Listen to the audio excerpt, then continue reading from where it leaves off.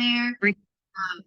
The chat, the second chat that we've had that has been in reference to the Wishing Tree series collaboration by multi-authors. And wow, we've had so much fun doing it. It's actually my first multi-author collaboration, and I hope I get asked to be in more because it's really been a lot of fun. Just coming together and figuring out what kind of town that we want to put this in, what part of the world, what part of the United States, coming up with characters and restaurants that we're all going to use, and favorite waitresses, and the town bookshop, the town dog, Gladys, right, Tammy? Gladys, the town dog. I threw in a couple of cats in there, and we've just had a lot of fun bringing all the details together and collaborating on this, and it's really been a huge success. And if you guys have not started this series yet, don't forget you can pick up book 1 for free on Kindle. So you need to go ahead and grab that, and it'll give you a little bit of a prequel to the first 6 books so that you can know what you're getting into. And from then on, I think we've got 13 books, you guys? Is that what we're at now? 13 books. And if you guys keep reading them and keep reviewing them and telling us you want more, who knows? Maybe there'll be some more books added on. So today we've got Barbara Hinsky, Tanya Capps, Elena Johnson, Amanda Prowse, otherwise known as Mandy, and Tammy Grace. And of course, I'm Kay Bratt. And I'll try to keep us on track, but I'm a little bit ditzy anyway. So we'll just kind of go where we might. My first book in the series was called Wish You Were Here. And a lot of you came to know about Neva Cabot. She was the innkeeper, and she been there for years and years. Her family owned the inn before she did, and she doesn't have any family. But in that book, she gets one of the wishes that she's had her whole life. And I'm not going to spoil it for anybody else, but in the second book, which is called Wishful Thinking, Janie, who is a character that was brought into the first book, she opens a new shop in town called Wishful Thinking. And this shop is a little bit different, and it really doesn't fit into the traditional bubble of Linden Falls. So she was a little worried that the townspeople would not accept this new kind of shop. And I'm not going to tell you what kind of shop it is because you'll be surprised, and I want you to go in there and check it out for yourself. But also in book 2, sorry, I'm twirling Hazel's ears while I'm talking here. This is what I do to keep my hands busy. She's on my lap here. But also in book 2, you meet a new character called Coco Baines. And I think that one of the things that we women struggle with is what we look like, our own image. And I know I struggle with it. Matter of fact, we were just talking about the funny things about facelifts and boobs and boob jobs and all that kind of stuff, but you guys missed that conversation. But Coco Baines, she has a reason for being a little bit focused on her own self-image. And she comes to Linden Falls and she wants to do something about it. And she might learn a little bit more about improving her self-image than she bargained for. I think that you'll really, really get to like her, and she finds a love interest in Linden Falls that you guys know from previous books. And it was really fun since he was just a supporting character before, just kind of flitting here and there in between the books. But it was kind of fun to give him a bigger part of the series. I think he deserved it, and we'll have to see what happens with that. But I just think you guys are going to really love the second set of books that are out. So the only book that's not out right now is Tanya's book, correct? That one's coming. So we'll talk a little bit about hers in a minute, but first let's talk to Jessie Newton and about her book called Gone Wishing.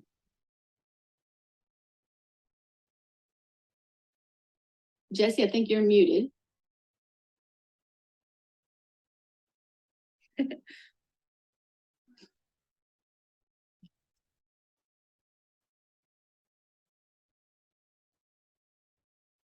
Okay, while Jessie's figuring out that, we're gonna.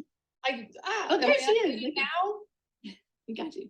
I lost all the video, and it wants me to put in a one-time password. I'm like, why can't I see the rest of you? And I muted myself, and now I don't have the unmute button. We see you. I'm like, I can't find it. I swear I've used Zoom like 55,000 times. Can you see us? I can't see you. No, it wants me to put in a verification code. That's what I'm seeing on Zoom right now. So I can't like see the chat or anything, but you can hear me, right? Yeah, we can hear you and see you. That's so weird. I'm gonna see if I can put this number in and talk at the same time. And verify that I got this code. It took too long to verify the code. It's telling me I have to sign in again. I don't know. I might lose you. Okay, let's move on to Tammy's, and then when you sign back on, we'll move back to you. Tammy will throw it back to you. Let's do that because I'm afraid I'm gonna drop you. Okay, all right, you work on that. And Tammy, one of the things about your book is that I got to be like one of the first readers. And I don't know if I was the first reader. Tell me I was, just to make me feel I think good. you were the first Hey, reader. okay. My mom is always my first reader, but Oh, I okay. didn't beat her. Well, I can understand that. But also in yours, Overdue Wishes, you had brought in for your main character someone who was a supporting character in your first book. And I love that. And somewhere in my book friends, somebody asked for a recommendation either yesterday or today about books with mature characters. Mm-hmm. And you guys are gonna, if you sign on to this series and start reading this series, we have got a whole handful of mature characters for you to choose from. And Norma in Overdue Wishes is one of those mature characters. And I think that, you know, for a lot of women that are 50 or older, you know, they love seeing someone or reading about somebody that is kind of like on the same wavelength that they are. There's so many books of women and young women in their 20s or their early 30s, but this series has a lot about mature women, mature characters. And Norma, well, I don't want to tell you too much about it, but I can tell you one thing. Norma Braxton, right? Is that what her name is? Yeah, Norma Braxton. She is so organized. And I don't know if all of you friends and my book friends know this or not, but Tammy is the ultimate in organization. So everybody's nodding. She keeps all of us on our toes, including me, who I always thought that I was the ultimate in organization, but no, she's got me beat by a mile. It was funny because we both come from human resources background. So I think a lot of that plays into how we are. But in this book, Norma Braxton is also very organized. And I wonder, Tammy, is there anything about her that you got from yourself? And tell us about the book a little bit. Well, and the short answer is yes, because so Norma is in her 70s, which I had a lot of fun writing a more mature character. And I like writing them because there's not enough of them, I don't think, in books. So I think it's really fun to write them. And Norma is one of my whiny widows. And so they're a group of widows who enjoy wine, let's just say. They have meetings to discuss things, but they mostly have meetings to drink wine. So she and her other little friends who coincidentally first appeared in my Glass Beach Cottage series, that's where they came from. And they live in Vermont. So she's planning a big all-class reunion. And coincidentally, I plan an all-community reunion here. So I've worked on that for about 7 or 8 years. So I was kind of in the midst of doing that when I was writing this book, and I thought, oh, let's put that in here because it's kind of a fun small town thing. I'm sure people in small towns have experience with that. But Norma is very plain Jane. She's been a librarian, so you can picture that. I love librarians. I wish I probably could have been a librarian because I was at the library all the time. And fun fact, when I was in 4th grade, one of the little librarian people told me I had been in the library too much and I had read too many books. Now, can you believe that? A librarian would tell you that?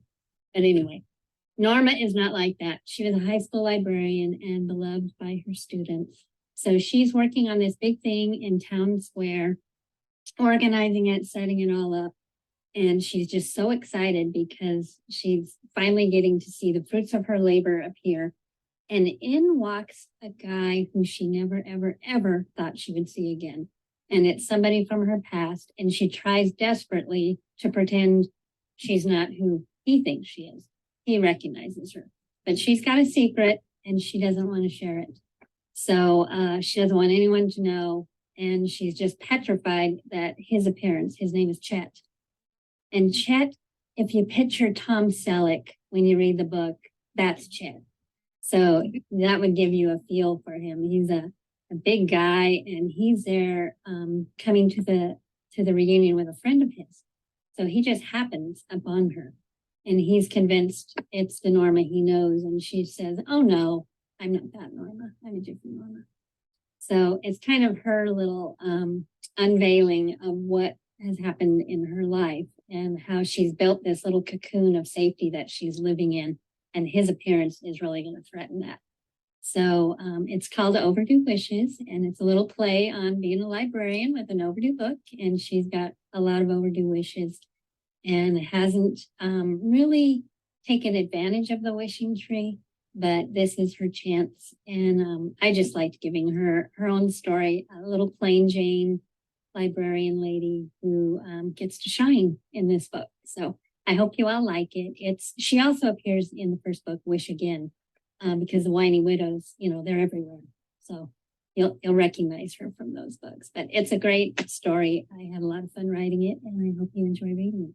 I love that. What's funny is you mentioned Tom Selleck, and we were just talking about mature women. And I think a lot of the readers who are, in their 20s or 30s may not even know who Tom Selleck is. Well, that's their loss. That is their loss. You can say that he was Monica's older boyfriend on Friends. There you They're all go. binge watching Friends. I have 4 boys. They're all in their 20s, and all their girlfriends are making them binge watch Friends. I did not know that he was on Friends. I never Right. watched Friends, so I didn't know that. Wow. Okay. And I'll So- say, I'm Matt, in my yeah. mid-40s and I barely know who Tom Selleck is. I know from Friends. Because we had satellite, we didn't have cable. So I'm like, I don't know who that is. He wasn't really like something we watched on TV. He wasn't a figure that we watched. So it's definitely, but he is on Friends. Tanya's right about that. Right, Magnum and Friends, and now I think he does reverse mortgage announcements on Yes. commercials. So maybe you'll know him from that. Well, Jesse, I know, I'm glad you're back on. I think the UPS truck must have arrived, but can you give us a little bit and talk about Gone Wishing and how you use Loretta, who was the housekeeper for the Wishing Tree Inn? Yeah, sorry about that. And so now my dog's like, I think I might need to go bark at something. It's fine. He'll bark and he'll come back. Sorry, I don't know what happened. It was like log in and I couldn't see the chat, so I couldn't unmute myself. But I'm Elena Johnson. And I write under a variety of names, but for this particular series, I write under Jesse Newton. All of my women's fiction is under Jesse Newton. I have 2 series, one in Five Island Cove and one in Nantucket. And then I've been writing some other stuff kind of on the side. I don't think it's really on the side, but it's part of this series. So including this Wishing Tree book, my book is called Gone Wishing. And I loved the title. I thought it was really clever because it's like gone fishing, right? And I love writing the relationships between women. That's why I write women's fiction. It kind of takes a lot from me. In my other names that I write under, I write romance. And so I feel like I've written so many of those that I can kind of do them. And I'm like, this is so fun. And women's fiction, I'm like, oh my gosh, I'm like in therapy for hours writing this. It just feels more like I have to like dig down into things that I like have issues with, I guess. Anyway, so in this series, coming into the series as book 8, it was really hard. I didn't write the world. I didn't create the world. I wasn't part of the creation of the world, was added to it afterward. I've done that before just one time and it was really hard. And I thought, oh, I've done it before. I can do it. And I feel like I did, but it was really difficult. I'm not gonna lie. It's hard to do that. When you create a world and you create people, they're like part of you, which sounds kind of weird, but I think the other authors in the chat would agree that you know things about them that don't even make it onto the page. And I didn't really have that for the first, 7 books. I read the books, but if it wasn't on the page, then I didn't know it, right? So like as a reader, I kind of came into it as a reader, and then I also had to craft something that went with it. So it was difficult, but not everything has to be super easy, right? I like a good challenge.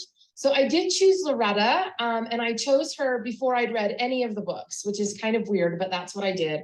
I really liked that she disappeared all the time.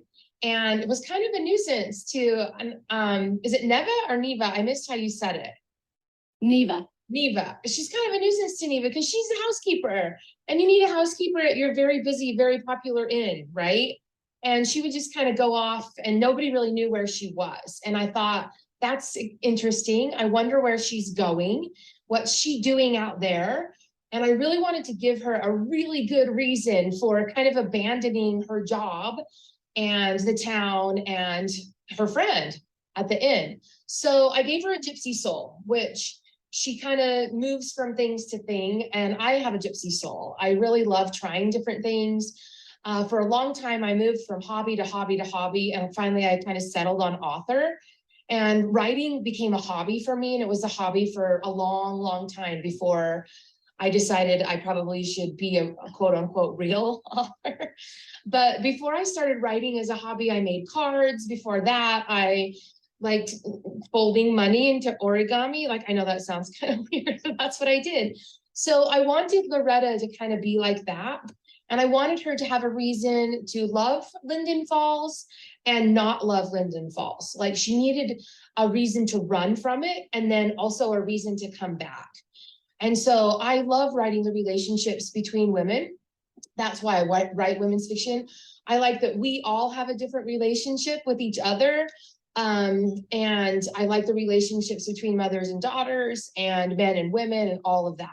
So I gave her the quest to return lost objects that she found at the inn. So while she's cleaning, she finds these lost objects, and not all of them call to her soul the same way, but some of them do. And those that do, she knows she has to figure out who stayed in that room, where they're from, and try to return that lost thing to them. So that's what she does. She also does some online genealogy work, and she's met a couple of women through that who are kind of going through some things of their own. And on her way back to Linden Falls, she pulls a silver bullet camper behind her, and she picks up those two women, and they all three go back to Linden Falls. And from there, the two women that are not from Linden Falls are super interested in the wishing tree, and they want to tie a wish to the branches and see what happens. They all have things they want to wish for. Loretta is super bitter about the tree because it has done her a personal wrong in the past. And like Kay, I'm not going to tell you why she feels that way or what that personal wrong is, but read Gone Wishing and you'll understand what's driving her away from Linden Falls and then what pulls her back as well.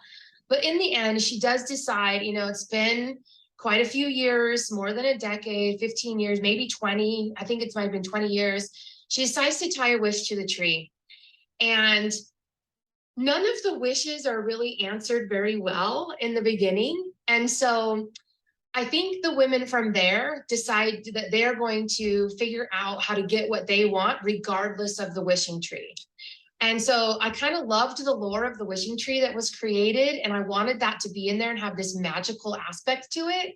And then also have women doing things to help themselves, sort of not just sitting back and waiting for the wish to come true, but they kind of do things maybe that are a little bit out of their norm, or just because of their personalities. Like one of my ladies is like, she wished for really good barbecue in Vermont.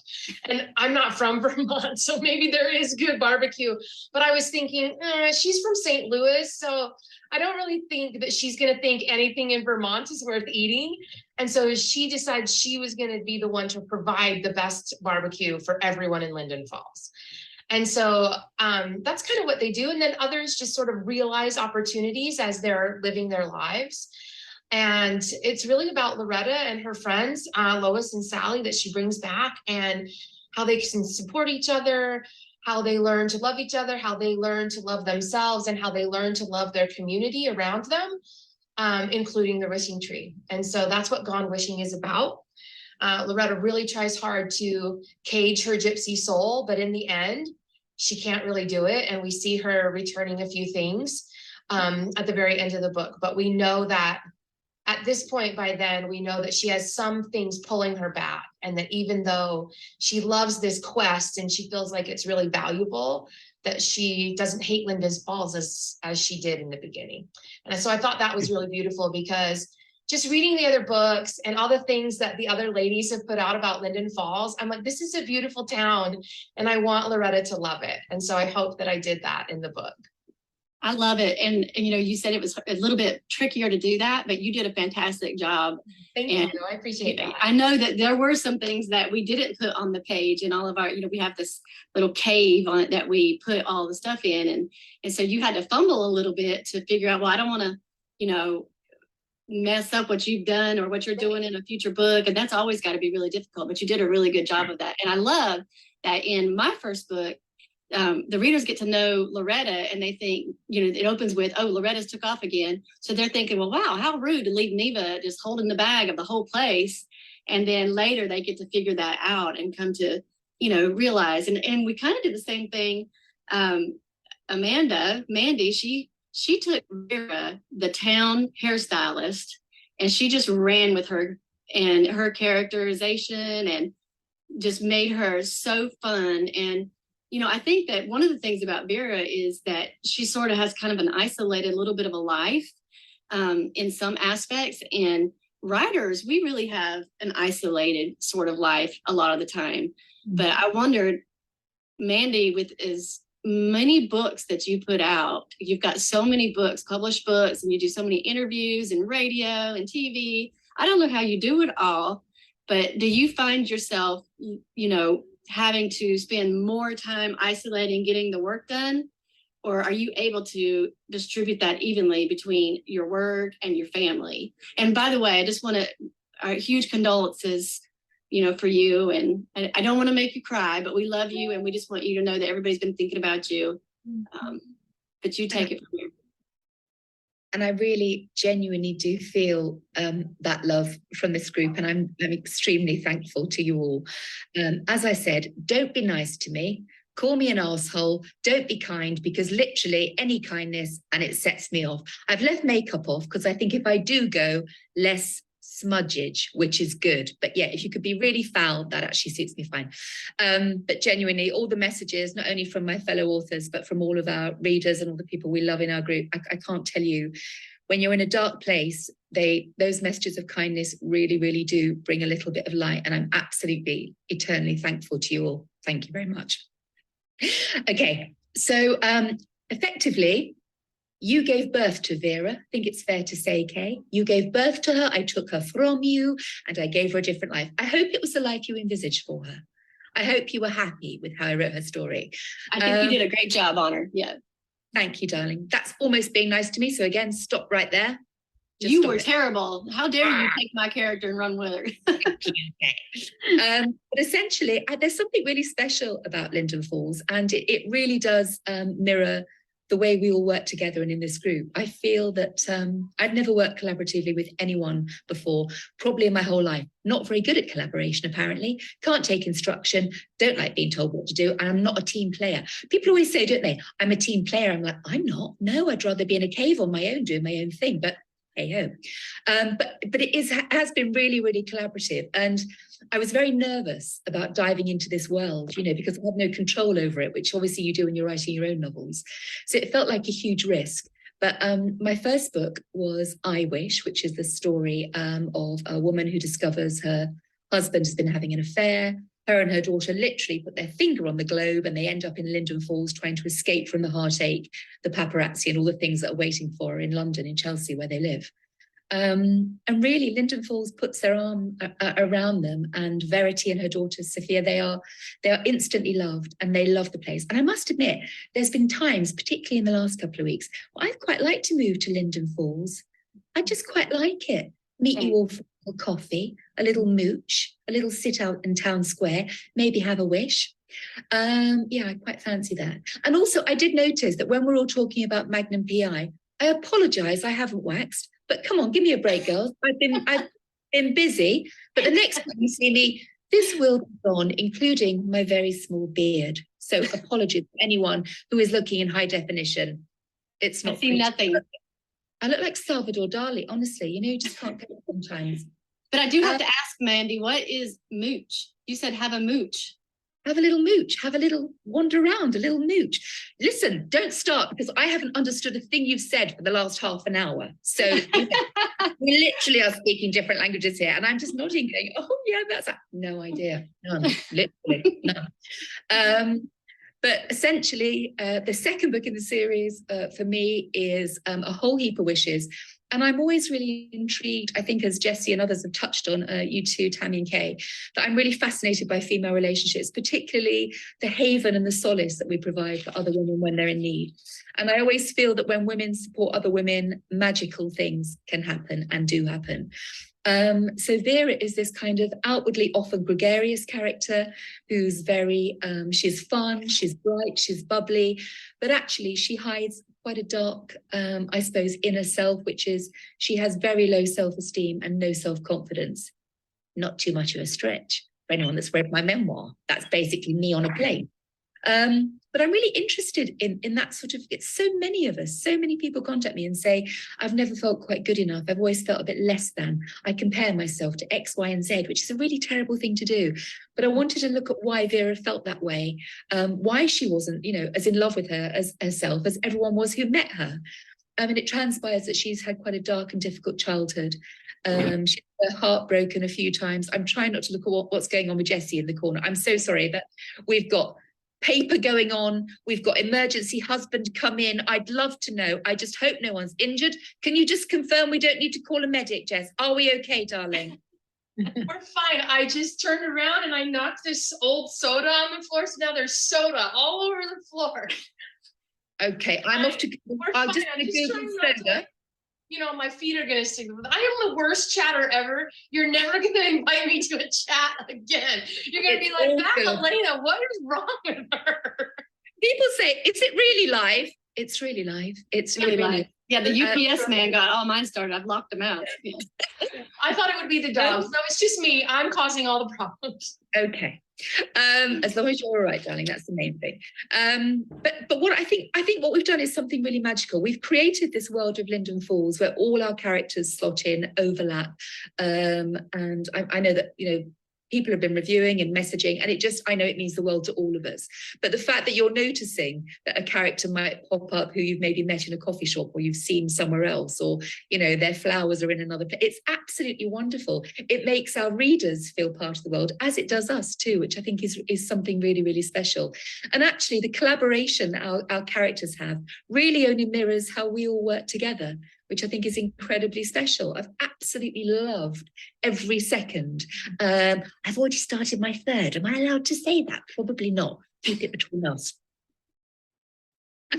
Started my third, absolutely loving it. It's pure escapism. It's a kind place, but it's not pithy. It's kind of interesting. And what I love most is that all the stories entirely reflect the person writing them. You can almost, if you didn't know the titles, you could almost say, oh, that's hers, that's hers. If you've read our other works, it's quite easy to identify who's done what. And I love that so much. I think Linden Falls is a really unique, special place, as is my book friends. It's a really unique, special place. It's the only book club that I belong to. It's the only one I write for. And it's the only one that actually I feel when I'm a bit lonely. And I do get lonely sometimes. Writing is a solitary business. I live in the middle of nowhere. And very often I do feel lonely, and I just dive in and pick up a message, and it's that, oh, okay, I feel very connected, even though you guys are all over the world. But it means the world to me. I'm just very grateful for that friendship which comes across. So thank you. Thank you so much. While you were talking, I might have blurred out on a lot of the things because I was imagining myself in this horrible car accident, and then I'm like in the hospital and I'm in a coma, but my family doesn't want to let me go. And I don't want to hear any of them talking while I'm in my coma. But I want you to come to my bedside just so I can hear you talk. And you can read books to me, all of that in your nice little accent. Just don't read my books because I don't ever like to read my books. Just read your books so that we can just sit there and you can bring me out of my coma listening to that wonderful English accent. You are honestly such a weirdo, but I love you. and listen, let's get that written down just so that anyone that needs to know knows that actually, I have a request. I don't know if any of my relatives are on, but if they are, if ever I'm in a coma, can you just pluck here, pluck it. I don't mind what happens to me. I don't mind about the next anything. Gosh, we're getting maudlin again. I can't do that. But just we should all write if I'm in a coma documents and say what we want to happen if we're in a coma. I'm up for that. Yeah. And let's there's do some it. family members that I want to put at the top of my list. Do not allow them in while I'm in my coma. Okay, so let's talk about the next book, and it is called Wishes of Home by Barbara Hinsky. And I didn't get a chance to read this one, and I hate that I didn't get to read it because I love anything about home renovation. We just bought a new property about 5 months ago, and we've been going through room by room and doing renovating. And I know that a lot of our readers, like many of us, are all into the HGTV and the mini makeovers and the watching it on Instagram, the modern farmhouse and all that kind of stuff. So I'm really excited to read your book, Barbara, and find out what you did with this. And we'd love to hear a little bit about it. Well, thank you. Yeah, I love fluffing up my home. I get something set. My husband is one of these people that once it's set, leave it for 20 years and he's good. And I'm not. I'm always messing with it. I'm also a cheapskate. So I get all my stuff at Goodwill. And he always says I bring home a candlestick and then pretty soon he's carrying furniture up and downstairs. Well, and we had an iteration of that last weekend. And there were rugs and lamps and all kinds of things being moved around, but he tolerates it. He's okay with it. So I watch HGTV all the time. You can tell who's turned off the TV last. If it's ESPN, he's been there. If it's HGTV, it's me. So that whole world just delights me. And so in Wishes of Home, I expand on a relationship between Pam and Steve, which is just going very well at the end of my first book. Well, of course, that can't continue, can it? So I took an experience from my real life. When I was in law school, I had two best friends, and one of them was dating this really successful attorney who was just model handsome, very successful, rich, family money, great house. I mean, he was a perfect guy. And he did a lot of national TV commentary, legal commentary. So he was quite the catch. And they only went out on Friday nights.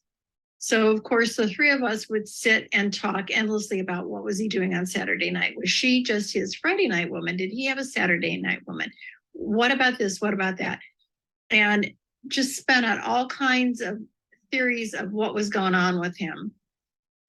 And idiots that we finally did an actual stakeout, I'm ashamed to say, and followed him and found out where he was going, which was not nefarious, but was noble and kind. And he didn't realize that, his girlfriend, this psycho girlfriend of his, was spinning tales. It never occurred to him. So I kind of write about that experience in Wishes of Home. And how it's so dangerous to make assumptions in relationships. And we can do ourselves a lot of damage in our lives that way. And I think we've all had times where we've done that.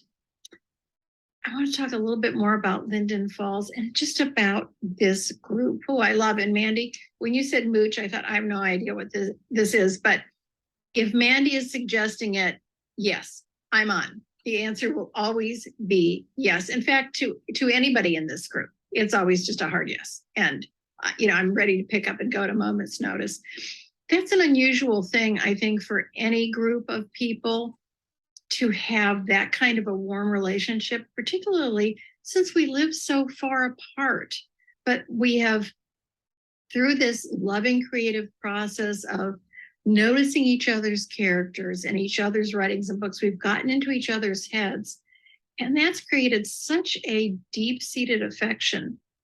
I'm a former real estate lawyer, and I was having dinner last week with a former client who's a big deal developer here in Phoenix, where I live. And I said, I've got a new project for you. It'd be in the Northeast, but I think you need to develop a community called Linden Falls. He's like, what are you talking about? So I was telling him about how much we all love this town.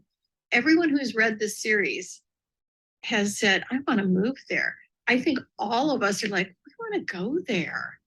So I thought, well, gosh, maybe I should just invest in it. Wouldn't that be nice? There are some Disney communities in Florida, maybe they're not there anymore, I don't know, that are just beautiful. And the name is escaping me right now. So it seems like it could be possible, but until we can go to the real Linden Falls, I would encourage everybody to go to the written Linden Falls. At least you can go there in your mind, and there is science to show that there isn't really much difference between what you're thinking about and what you're experiencing. So all of those connections and those real life heartaches and triumphs are there for you. And now with the next book, there's even a smidgey of murder available, which who doesn't love that in their community? Oh, my stars. Y'all are talking up Linden Falls, and I'm going to take them out. I'm not going to want to come to Linden Falls. Yeah, so I'm going Oh, to man. pass it back to Kate and take it to Tanya. Yeah, I got a little I bit tell worried you because I what. was like, who is she going to kill off? So when Tammy had approached me about doing this, this collaboration, I thought, well, and I said to her, you do know I have 185 published cozy mysteries. They're dead people. I ain't romance, and there's not romance on the page. And are you sure you want me to write this series? Because Elena, I came into the series not knowing anything about it. And I thought, oh yeah, I'm always up for anything. I'm like, yeah, I'll do it. I'm game. I don't ever shy away from anything. So when she asked me to do it, I scoured the files to find out names and people and what I could do to make a cozy mystery out of this town. So I thought, well, heck, what if somebody put a wish on the tree that wants somebody dead? Sounds good, right? So I thought, hell yeah, that sounds great. So then I thought, well, I don't know how much of the wishy tree it is, but in a cozy mystery, you have to want the cozy sleuth to solve the mystery. I mean, she can't just say, oh, there's a crime, I got to solve it. Woohoo! You got to have the readers come along. And this was a new character to the series because I couldn't kill somebody off because I didn't know everybody's backstory as well as the side characters. But I do know that Vera, if she's a hairdresser, she's gossipy. That's always the case. So I did use Vera a little bit, and she is gossipy. I might tell you about your character. And so the book hasn't come out yet. It's called Wishful Witness. And so, and also in cozy mysteries, there's always a cozy sleuth has a job or a hobby. And so, of course, Barbara had mentioned something about a yarn shop called the Stitch and Post. I'm like, hey, that's great. That right there is a cozy thing. So my girl is new to Linden Falls. So she was a new character brought in. Her name is Cheryl Paisley. And she's actually after a reader of mine that, long story short, my parents, my mom was in a tragic car accident where she has survived, but a year ago was given no chance of living, and she's thriving now. And then my dad, after that happened, had a COVID heart attack and then a stroke while he was in the hospital. So a reader of mine was a nurse in this hospital where they live, which is 2 hours from me. And I knew she was a nurse there, but I never had met her in person. So what happened was that I messaged her about my dad in this COVID unit, and she's like, oh, I'll go in and FaceTime him because we couldn't go in. And so literally she would go in, no mask, or maybe she had a mask on, didn't care. She took off work, went to all his MRIs, all his heart. I mean, she was like the best reader ever. I'm like, how in the world do I pay this reader back? So I made her name after her, in honor of her. So that's the new character. And they in all the stories, that there's a new artisan market. The King building is being turned into this type of farmer's market. There's already a farmer's market.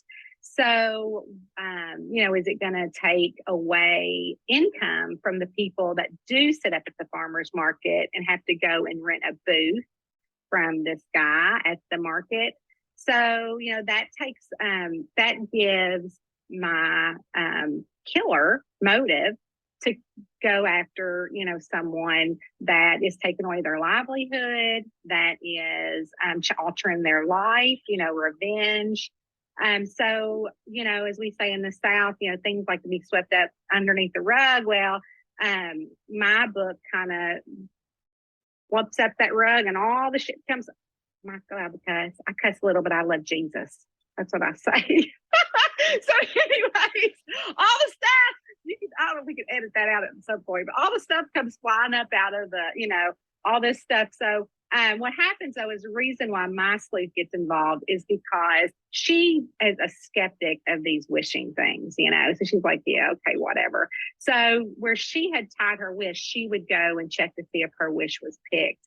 And she saw in place of her wish that it was the murder wish. And she's like, oh my gosh, you know, who wanted, you know, that wish? And, you know, she, you know, plucks that off the tree. And of course, the wish is found in her pocket after someone is found dead, which makes her kind of a suspect. But then she has a timeline. But so then she's like, oh my gosh, who's trying to frame me? So her and her best friend, who she followed to Linden Falls after college, who grew up there, is why she's there. And so it's just a great little murder mystery. There's no blood, guts, gore. And so we find out who murdered this town folk. It's not a person that was in the series, but you will see people that are in the market and in the series. Barbara's character becomes a Linden Fall knitter, which is their social knitting group. And so, of course, they're all knitting. And I brought in the Southern thing where they have rocking chairs in the knitting room and people can come in and out and knit on their lunch break while they're, you know, down in the town square. And so they always are saying things, and every little bit of information she has to decide, is this a clue, you know, or is what part of this gossip is real, you know, and what there's joking, but there's truth in all joking in real life. And so she has to kind of weed out those kind of things in order to make Linden Falls safe again. So, but it is with the help with some friends, and she does have a boyfriend. So it's not like the other cozy series where I have a relationship that kind of sparks in the beginning and through the series it's weaved in and out. So I hope that you guys enjoy it. It's not out until next week, and I'm pretty excited about it. So it's pretty cute. So that's about it. I feel like I'm blowing up the whole town. Like, you're like, oh, it's a great town to live in. There's such good friendships. There's no gossip. They're all love. We're going to meet for coffee. I'm like, and then comes Tanya. Yeah, Tanya, I'm a little bit worried about what you did to our town. We're going to have to talk. I don't know. You're not going to invite me back to write the next one. Well, but I tell you, it's we're going to have to write. The sheriff or the police officer, what's his name? I can't remember. I've already written 3 books since then. But yeah, so he for sure is like, you've got to stop snooping around. You're ruining my case. Well, that just means we're all going to have to keep writing books in this series so that we can actually recover any damage that Tanya did in her cozy mystery. No, I look forward to reading it. I'm really excited about it, as well as yours, Barbara. And the good thing about these books is they're much more than a novella, but they're not a novel. So it's like really good to binge on. I mean, I don't think that you could actually, some super readers could binge on the whole thing in a weekend, but it would take your whole weekend to do 13 books. I mean, they've got some meat and potatoes to them, but they are, you're not committing to 90,000 words in each book. So it's kind of fun to write them this way, because you're kind of zooming through it to the next one. And I've seen a lot of the reviews have said that they love that the length is just right. But does anyone else? I will warn you that in the cozy mystery world, for my HarperCollins books, they only want me to write 50,000 words. That's a full-blown mystery. So they used to be like my Crooked Lane books when I'm mainly indie, but with my Crooked Lane books, they're like 80. And I'm like, that's like fluff. And so in mysteries, a lot of readers do not want that fluff. They don't want that stuff. So mine isn't quite as long as because what yours would be considered a novella is like a full length for a cozy mystery. Okay. So that mine is a little bit shorter, but that's what it's considered. And the mystery was tied up. And so I hope that, it was a good ending to this. But it does end in like, friendship. And of course, all that kind of good, yummy stuff. So Just letting y'all warn it, because I don't want the readers to be like, oh my God, that was short on the chapter, on the read, on the numbers. Well, I think what I we'll don't know probably about find numbers. is that we're gonna have a lot more readers who are saying, oh, well, now I'm gonna check out what cozy mysteries are. I love this. So it'll be really interesting to see what happens with that. But I think we've kind of give a little bit of a synopsis of all the books and about the town and how fun it was. And Mandy, what do you have anything else and want to wrap it up for us? Yeah, I just really wanted to say thank you so much to everybody who's joined us tonight, or if you're watching on catch up, thank you so much. I'm sure that it's almost impossible to be a member of my book friends and not have heard of Linden Falls. But if you haven't, as Kay has mentioned, book is free. So go pick it up, dive in and get to know all the characters and join us on this amazing journey. We have some incredible giveaways. So please go into the tribe, comment, leave your messages, let us know what you think, let us know what you love, let us know what you want more of. As ever, we always get back to you and answer you as soon as we can. We value every single mention, moment, like, review, question. We absolutely do. It's lifeblood for us. And it's just lovely to be on this journey with you. So enter the giveaway, please. Best of luck. And yeah, let us have your comments and questions about this evening's session. Thank you so much for joining us. It's been an absolute joy. Thank you, everyone. Bye.